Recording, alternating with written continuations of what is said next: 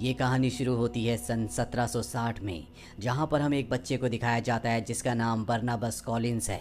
वो एक बहुत ही अमीर परिवार से ताल्लुक़ रखता है और अब उसकी पूरी की पूरी फैमिली समंदर के रास्ते एक बहुत बड़े शिप से लिवरपूल शहर को छोड़कर एक नई दुनिया, नए शहर की तलाश में निकल पड़ती है। और बहुत जल्दी ये एक पोर्ट पर पहुंच जाते हैं जहां पर ये अपनी नई दुनिया, नए शहर को बसाते हैं और इस शहर का नाम रखा जाता है कॉलिंस पोर्ट। इस शहर में वो अपना एक बहुत बड़ा मेंशन भी बनवाते हैं, बॉलीवुड सिल्वर जिसका नाम सीजन रखा जाता बीएसएस। है कॉलिनवुड मेंशन। इसी तरह से वक्त बीता और 15 साल बीत जाते हैं और अब बरनाबस बड़ा हो चुका है। उसी के घर में काम करने वाली एक लड़की जिसका नाम एंजेलिक है, जो बरनाबस से प्यार करती है। वो चाहती है कि बरनाबस सबके सामने उसे अपना ले, पर वो उसे मना कर देता है और इस बात से एंजेलिक को बहुत गुस्सा आता है। दरअसल ये एक विच होती है और अपने काले जादू से एंजेलिक बरनाबस के माता पिता को मार देती है। साथ ही उसे कर्स भी करती है कि जिससे भी वो प्यार करेगा वो मर जाएगा। अब बरनाबस को पूरा यकीन होता है कि उसके माता पिता की जो मृत्यु हुई थी वो कोई हादसा नहीं था, बल्कि एंजेलिक ने अपने काले जादू से उन्हें मारा है। इसीलिए वो ये साबित करने के लिए कि उसके माता पिता को एंजेलिक ने मारा है, काले जादू की किताबों का अध्ययन करना शुरू कर देता है। बरनाबस यहाँ एक लड़की से प्यार भी करता है जिसका नाम जोसेट होता है और वो उसकी अब फियांसे है। और जब ये बात विच एंजेलिक को पता चलती है तो वो गुस्से और नफरत से पूरी तरह से भर जाती है और वो अपना काला जादू करती है, जिससे जोसेट एक पहाड़ी की चोटी पर जाती है जिसे विडोज क्लिफ कहा जाता है। वहाँ से कूदकर वो अपनी जान दे देती है और जब बरनाबस को ये पता चलता है तो वो भी उसी पहाड़ी की चोटी पर जाता है और वहाँ से कूद जाता है। लेकिन एंजेलिक अब उसे वैम्पायर में बदल चुकी होती है, इसीलिए इतनी ऊंचाई से कूदने के बाद भी वो जिंदा रहता है। वो वापस अपने मेंशन में आ जाता है, जिसके बाद एंजेलिक गांव वालों को लेकर वहां पहुंच जाती है और सबको बताती है कि बरनाबस कोई इंसान नहीं है बल्कि वो एक वैम्पायर है। इसीलिए बरनाबस को एक ताबूत के अंदर बंद करके उसे चेन से बांधकर जमीन के अंदर गाड़ दिया जाता है। और इसी तरह से अब 200 साल बीत जाते हैं। साल आता है सन 1972 का, जहाँ पर एक लड़की को दिखाया जाता है जिसका नाम विक्टोरिया होता है और विक्टोरिया बिल्कुल जोसेट की तरह दिखती है। दरअसल विक्टोरिया कॉलिनवुड आई है, यहाँ पर उसे एक जॉब ऑफर की गई है जो कि गवर्नेंस की है। यहाँ पर उसकी मुलाकात सबसे पहले एक लड़की से होती है जिसका नाम एलिजाबेथ है। एलिजाबेथ भी कॉलिन फैमिली से बिलोंग करती है, जिसने विक्टोरिया को यहाँ पर अपने भाई के बेटे की देखभाल करने के लिए बुलाया है। दरअसल उसके भाई के बेटे को ऐसा लगता है कि उसकी मॉम, जो कि अब इस दुनिया में नहीं है, उसकी आत्मा आज भी बार बार उससे मिलने के लिए आती है। विक्टोरिया एलिजाबेथ से पूछती है कि डेविड की मॉम की मृत्यु कैसे हुई। एलिजाबेथ बताती है कि पानी में डूबने की वजह से। और अब रात को जब ये डिनर टेबल पर बैठे होते हैं तभी यहाँ पर एक साइकाइट्रिस्ट भी आती है, जिसे एलिजाबेथ ने अपने भाई के बेटे डेविड के लिए बुलाया होता है, क्योंकि बार बार उसका कहना होता है कि वो अपनी मॉम की आत्मा को देख सकता है। और तभी विक्टोरिया देखती है कि सामने सफेद चादर के अंदर कोई आकृति है, लेकिन विक्टोरिया नहीं डरती और ये डेविड होता है। दरअसल वो विक्टोरिया को यहाँ पर डराने के लिए आया था, लेकिन विक्टोरिया उससे बिल्कुल भी नहीं डरती। डिनर करने के बाद वो अपने कमरे में चली जाती है और तभी विक्टोरिया देखती है कि एक बार फिर से डेविड वही चादर लेकर उसे डराने के लिए आया है। और जैसी वो चादर हटाती है तो उसके पीछे डेविड नहीं बल्कि जोसेट होती है, जिसने आज से 200 साल पहले ऊपर से कूदकर अपनी जान दे दी थी। वो उसे कहती है कि वो वापस आ रहा है। वही हमें कुछ वर्कर्स को दिखाया जाता है जो खुदाई कर रहे होते हैं और तभी उन्हें जमीन के नीचे एक ताबूत मिलता है जो कि बरनाबस का ताबूत है। और जब वो उस ताबूत को खोलते हैं तो बरनाबस उससे आज़ाद हो जाता है। वो 200 सालों से आज भी जिंदा होता है। वो एक वैम्पायर है जो कई लोगों के खून से अपनी भूख मिटाकर यहाँ से निकल जाता है। और जब वो अपने कॉलिनवुड मेंशन के बाहर पहुँचता है तो घर का नौकर उससे मिलता है। अपनी शक्तियों से वो उसे अपने वश में करके अपना गुलाम बना लेता है। वो अपने गुलाम से पूछता है क्या अब भी कॉलिनवुड में कॉलिन्स फैमिली के वंशज हैं। वो कहता है कि हाँ। और अब बरनाबस अंदर आ जाता है, जहाँ पर वो एलिजाबेथ, जो कि उसकी वंशज है, उसकी बेटी को और एलिजाबेथ के भाई के बेटे को देखता है। ये दोनों बच्चे सोचते हैं कि ये कोई ऐसा इंसान है जिसकी दिमागी हालत ठीक नहीं है। बरनाबस कहता है कि ये फोटो में जो इंसान है वो मैं हूँ। इस फोटो को बनवाने के लिए मैं कई घंटों तक इसी तरह से खड़ा था। और अब यहाँ पर एलिजाबेथ भी आ जाती है। एलिजाबेथ इसे कोई बहरूपिया समझती है जो बरनाबस का भेष बनाकर यहाँ पर आ गया है, लेकिन बरनाबस कहता है कि जल्दी तुम्हें मेरी सच्चाई, मेरी असलियत पर पूरी तरह से यकीन हो जाएगा। और वो एलिजाबेथ को अपने साथ नीचे तहखाने में ले जाता है जहाँ पर कॉलिन्स फैमिली का खजाना होता है। और अब एलिजाबेथ को भी समझ में आ जाता है कि ये जो इंसान है ये और कोई नहीं बल्कि बरनाबस कॉलिन्स है। वो उसे बताता है कि मैं कोई इंसान नहीं हूँ, मैं एक वैम्पायर हूँ, लेकिन मैं वादा करता हूँ कि मैं कॉलिंस फैमिली में किसी को भी नुकसान नहीं पहुँचाऊंगा। जिसके बाद रात को डिनर टेबल पर हमें दिखाया जाता है कि कॉलिंस फैमिली को अब बर्नाबस को इंट्रोड्यूस किया जाता है। एलिजाबेथ कहती है कि ये हमारे दूर के रिश्तेदार हैं। यहाँ पर बर्नाबस को ये भी पता चलता है कि उसका खानदानी जो फिशिंग का बिजनेस था वो पूरी तरह से बर्बाद हो चुका है। और अब यहाँ पर विक्टोरिया आती है, जिसे देखकर बर्नाबस पूरी तरह से हैरान हो जाता है क्योंकि उसकी शक्ल जॉसेट से मिलती है। वो खड़ा होकर उसे जॉसेट कहता है और विक्टोरिया उसके पास आती है और उसे कहती है कि मेरा नाम विक्टोरिया है।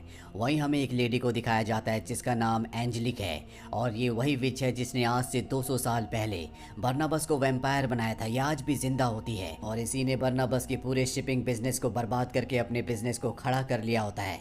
अब इसे पता चलता है कि एक रात पहले किसी को कोई ताबूत मिला था जिसके अंदर से कोई निकला और सबको मार दिया। और जब एंजेलिक वहां जाती है तो वो समझ जाती है कि बर्नाबस आज़ाद हो चुका है, इसीलिए वो कॉलिनवुड मेंशन जाती है जहां पर उसकी मुलाकात बर्नाबस से होती है। बर्नाबस उससे कहता है कि तुमने मेरे पूरे के पूरे फिशिंग बिजनेस को अपने कब्जे में कर लिया। वो कहती है कि अब वो बिजनेस मेरा है और ये कहकर वो वहां से चली जाती है। और अब बर्नाबस किसी भी तरह से अपने खानदान की खोई हुई इज्जत को, उसकी प्रेस्टीज को वापस लाना चाहता है। सबसे पहले वो कॉलिनवुड, जिसकी हालत बहुत ज़्यादा ख़राब हो चुकी होती है, उसको पूरी तरह से ठीक करवाता है। साथ ही शहर में वो फिश का बिजनेस करने वाले कुछ बड़े व्यापारियों के पास जाता है, उन्हें अपनी शक्ति से वो अपने वश में कर लेता है, जिसके बाद वो उसके साथ काम करने के लिए मंजूर हो जाते हैं। और अब बर्नाबस एक बार फिर से अपने खानदान का काम यानी अपने शिपिंग कॉरपोरेशन को एक बार फिर से शुरू कर देता है। बर्नाबस जब वापस घर आता है तो वहाँ पर जो साइकाइट्रिस्ट होती है, जो कि एलिजाबेथ के भाई के बेटे के लिए यहाँ पर रुकी होती है, उसे बर्नाबस पर शक होता है, इसीलिए वो उसे हिप्नोटाइज करके उसके बारे में सब कुछ जान लेती है। और अब उसे पता चल जाता है कि बर्नाबस एक वैम्पायर है। वो एलिजाबेथ से इस बारे में बात करती है।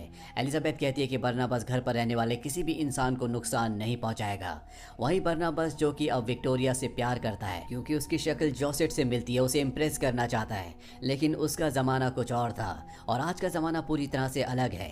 इसीलिए वो एलिजाबेथ की बेटी से पूछता है कि मैं किस तरह से किसी लड़की को इम्प्रेस कर सकता हूँ, मैं आजकल के तौर तरीके सीखना चाहता हूँ। वो बर्नाबस को बताती है कि तुम्हें यंगस्टर से बात करनी चाहिए, उनसे मिलना चाहिए। बर्नाबस ऐसे ही करता है, लेकिन उन सब से बात करने के बाद वो सभी को मारकर उनका खून पी जाता है। और जब वो घर पर आता है तो साइकाइट्रिस्ट उसे कहती है कि अब मैं तैयार हूँ। दरअसल उसने बर्नाबस से वादा किया होता है कि उसके शरीर में जितना भी खून है वो उस पूरे खून को निकाल कर उसमें एक बार फिर से इंसानी खून को डाल देगी, ताकि वो फिर कभी वैम्पायर ना बन पाए, वो एक आम इंसान बन जाए। वहीं बर्नाबस और विक्टोरिया, जो कि जॉसेट की तरह दिखती है, इन दोनों के बीच में अब दूरियां कम होना शुरू हो जाती है। दोनों एक दूसरे को पसंद करते हैं। और उसी शाम को बर्नाबस एंजेलिक, जो कि एक विच है, उसके घर पर जाता है। ये विच आज भी बर्नाबस को पसंद करती है, वो उसके करीब आने लगती है। बर्नाबस भी उसे मना नहीं करता और ये दोनों फिजिकली एक दूसरे के बहुत नजदीक आ जाते हैं। लेकिन बाद में बर्नाबस उसके प्यार को एक बार फिर से ठुकरा देता है। बर्नाबस अब अपने मेंशन में एक बहुत बड़ी पार्टी रखता है जिसमें बहुत सारे लोग आते हैं। और यहाँ पर विक्टोरिया बर्नाबस को बताती है कि बचपन से उसे आत्माएं दिखती है और उसे एक आत्मा दिखती है जिसने उसे यहाँ पर आने के लिए प्रेरित किया था। और ये आत्मा और किसी की नहीं बल्कि जॉसेट की थी। यहाँ पर बर्नाबस और विक्टोरिया एक दूसरे को किस भी करते हैं। एंजेलिक भी इस पार्टी में बिना बुलाए आ गई होती है और वो इन दोनों को देख लेती है, जिससे उसे बहुत गुस्सा आता है। अब बर्नाबस उस कमरे में जाता है जहाँ पर साइकाइट्रिस्ट रहती है। बर्नाबस देखता है कि वो साइकाइट्रिस्ट उसके खून को अपनी बॉडी में इंजेक्ट कर रही है, यानी कि वो खुद को भी वैम्पायर बनाकर अमर बनना चाहती है।